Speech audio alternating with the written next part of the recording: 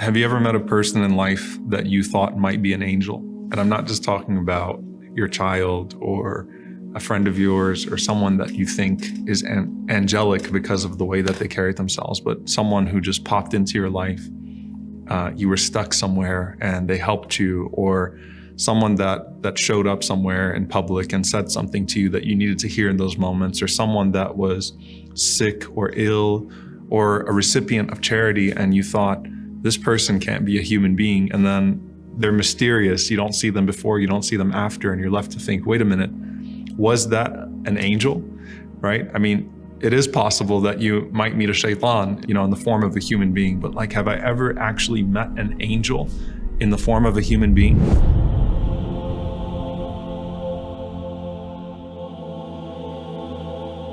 There's a hadith of the Prophet ﷺ where he talks about these three men from Bani Israel. And they were contemporaries, as is made clear in the hadith.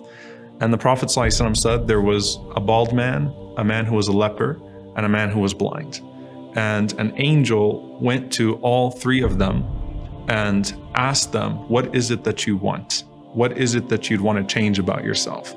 And the leper said that I would want to have good skin because the people feel an aversion towards me because of my leprosy. And the angel touches that person and suddenly their skin is cured altogether. So they have full skin again. And the angel says to that person, and what type of property is most beloved to you? And the man says, camels. And so the angel then brings a pregnant she-camel and says, Barakallahu laka fiha, may Allah bless you with that she-camel. And this shows that it's Allah that's going to provide, not the angel. Allah is the one who blesses. And it's also a wisdom in that this person is now going to see this valley of camels come from this one pregnant she-camel to really see the generosity of Allah subhanahu wa ta'ala unfold before their eyes. And so suddenly that person has the skin that they want, the appearance that they want, and they also have the wealth that they want and become a very wealthy person. The angel then goes to someone who is bald and says, what would you like to change about yourself? And the bald man says that I'd love to have good hair, right? I feel like it would beautify me. I feel like it's what's missing in my life. And so the angel touches that man's head, gives him an angelic hair transplant. You can't find that anywhere in the world today. And suddenly that person has a full head of hair. And the angel then says to the man, and what type of property is most beloved to you? And the man says, cows. So the same thing happens. A pregnant cow is given and the angel says, Barakallahu laka fiha, may Allah bless you with it. And suddenly he has an entire plot of cows.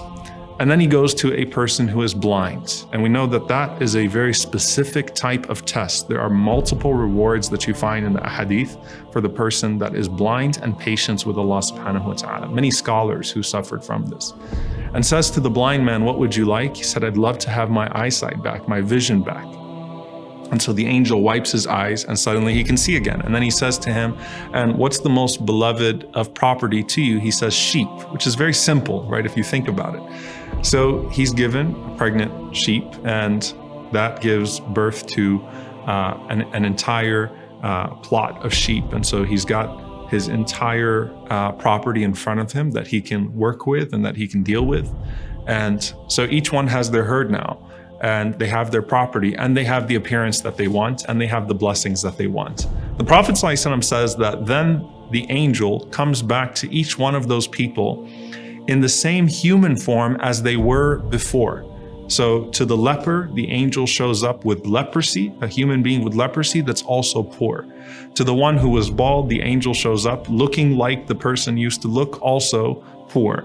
And for the one who was blind, the angel also shows up in the form of a blind man that's also needy. And as that angel shows up to each one of them, the angel asks them for support. The leper and the bald man deny that they used to be poor, and they say that, that I earned this, and they basically shoo the man away. And the angel responds in the form of that man and says, aren't you the person that used to be such and such? Weren't you once in need? And that person denies that they were ever poor in the first place. And so the arrogance has overtaken them. and they've forgotten the blessing of Allah subhanahu wa ta'ala. So the angel says back to them, if you are lying, then may Allah subhanahu wa ta'ala return you to what you were before. If you're lying about who you are, and if you are not just denying the blessing that Allah has given you, but not even acknowledging that you once didn't have these things, may Allah return you to what you were. But the blind man passed the test. The Prophet ﷺ said the blind man, as soon as he saw that person in his own form that he used to be, he says to the man, who is of course an angel, go ahead and take from this property whatever you want, for I was once like you and Allah subhanahu wa ta'ala provided for me. So it's all yours. Whatever you want, go ahead and take it. And subhanAllah, the scholars say this is the one out of the three that actually had the most severe predicament, right? But look at his humility, and he says, just go ahead and take it all. I used to be like you, without even being asked. I used to be like you and Allah subhanahu wa ta'ala provided for me. So therefore, I'm providing for you whatever you want from this, because this is all the blessing of Allah subhanahu wa ta'ala. And the angel responds and says, keep your property with you. فَقَدْ رَضِيَ اللَّهُ عَنْكَ وَسَخِطَ عَلَى صَاحِبَيْكَ. Keep your property with you, because verily Allah is pleased with you and angry with your two companions. And so the two companions lost everything that they had and were restored back to their position with the dua of the angel. And that person was able not just to keep the blessing of Allah subhanahu wa ta'ala in this life, but also increased in their station in the hereafter. Now, back to us. The question is then, when I see someone that's in need, am I actually encountering an angel? And I have to be honest, subhanAllah, I remember a few times that I was in a refugee camp, and I thought to myself, this can't be a human being that's in front of me. And Allah knows best, right? The reality is you're never actually going to know, right? If you've encountered an angel, that person is not going to reveal themselves and say, I'm actually an angel. But it would defeat the purpose if you were only honoring them because you thought they were an angel. That's actually the moral of the story, that you are to honor the person, the Yaqeen, the orphan, the one that's in need, and remember your own vulnerability, and you never know who Allah subhanahu wa ta'ala actually has in front of you at that moment.